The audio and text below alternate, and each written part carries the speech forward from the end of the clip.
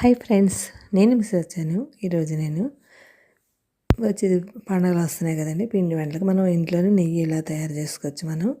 ఇది గోదావరి అండి. నెయ్యి మరిగాక వచ్చిన అడుగున గోకుడిని మనం గోదావరి అంటాము. దీంట్లో పంచదార వేసుకొని తింటే చాలా బాగుంటుందండి. పిల్లలకి పెట్టచ్చు, చాలా మంచిది, హెల్త్కి కూడా మంచిదండి.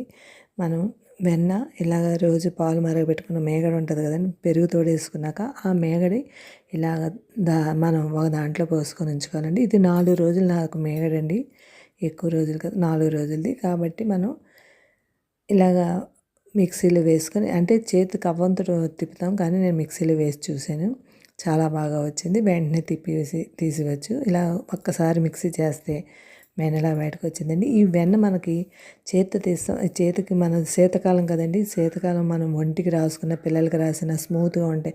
ఇప్పుడు అంతా ఆయింట్మెంట్లు ఇవి రాసుకుంటున్నారు కదండి, రకరకాల ఆయింట్మెంట్లని రాసుకుంటున్నారండి స్మూత్గా రావాలని శరీరం. కానీ ఈ వెన్న రాసుకుంటే చాలా స్మూత్గా ఉంటుందని శరీరం అంతా మెత్తబడి మెరుస్తుందండి శరీరం. మీరు ట్రై చేయండి. చూసారా, ఇలా గ్రైండ్ చేసి మనం వెన్న ఇలాగ వచ్చేలాగా మనం తీసివ్వాలి. ఇందులో కొద్దిగా నీళ్ళు వేసుకొని మనం వెన్న పైకి తీసివ్వాలి. చూసారా, ఇలా తీసుకోవాలి మనం. వెన్నలాగా అయిపోతుంది ఇది. చిన్నప్పుడు కృష్ణుడికి వెన్న ముద్ద అంటారు కదా, ఇలా వెన్న ముద్దలా చేసుకొని ఇలా మనం ఒక పెనంలో కానీ గిన్నెలో కానీ పెనంలో అయితే అది పర్వాలేదండి, గిన్నెలు మాడిపోతుంటాయి వెన్న మరిగేటప్పుడు. అందుకని ఇలాగ వేసుకుంటే మనం కలుపుతూ ఉండాలండి. కలపకపోతే మనకి అడుగున ఇది మాడిపోతుంటుంది. అందుకని కలుపుతూ దగ్గరుండి మరగబెట్టేసుకోవాలండి మనం.